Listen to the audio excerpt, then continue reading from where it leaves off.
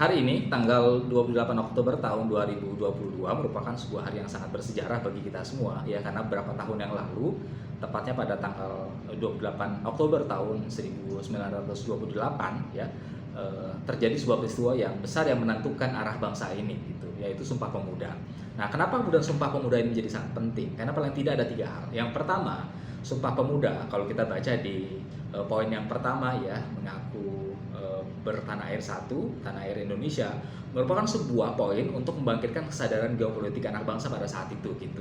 Nah, kesadaran geopolitik ini kan penting, dan bahkan sampai sekarang, ya, kesadaran tentang betapa kemudian Indonesia itu berada pada sebuah wilayah atau titik yang sangat strategis di antara dua pulau, di antara dua samudra, ya. Jadi secara positioning dan dalam hubungannya, gitu, karena secara positioning maka kita menentukan cara kita berhubungan dengan negara-negara tetangga kita, ya.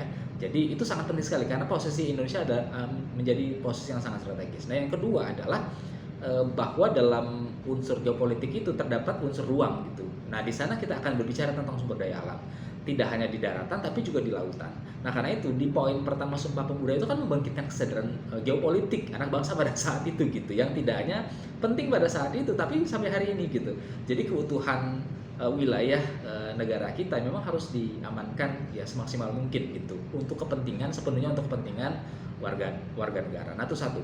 Yang kedua, Sumpah Pemuda kan juga membangkitkan kesadaran kita tentang berbangsa, kesadaran demografis, kesadaran kita akan sebuah bangsa, bahwa kita berbeda dengan bangsa-bangsa yang lain. Kalau negara-negara yang lain itu kan biasanya adalah negara yang new state tapi old nation, ya, new state tapi old nation. Tapi kalau negara kita new state and new nation, ya, karena itu kemudian proses pembangunan karakter kebangsaan itu menjadi sesuatu yang sangat penting, ya. Usaha-usaha untuk menjaga integrasi bangsa, ya, tidak hanya integrasi wilayah tapi integrasi bangsa ini menjadi sesuatu yang sangat penting sekali untuk kita lakukan, gitu. Dan saya kira proses ini akan terus berlangsung sampai sekarang karena kita tahu bahwa negara kita sangat beragam, maka harus senantiasa dijaga persatuan dan kesatuan, gitu, dari apapun yang bisa memecahkan, ya, rasa kebersamaan kita sebagai sebuah bangsa. Nah, itu yang kedua.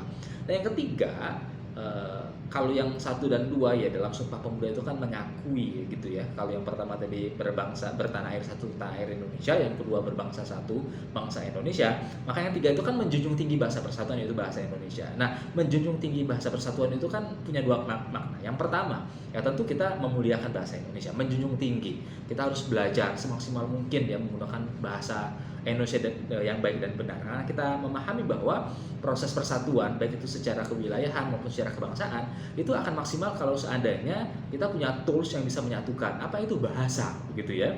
Bahasa. Karena kita tahu bahwa kita berasal dari suku bangsa yang beragam, kita punya bahasa yang beragam, maka kita harus punya bahasa persatuan yang membuat kita dekat, ya, satu sama lain antara satu bangsa, satu suku bangsa dengan suku bangsa yang lain, gitu. Nah, tetapi menjunjung tinggi bahasa persatuan itu kan tidak berarti kemudian kita meninggalkan bahasa daerah, gitu.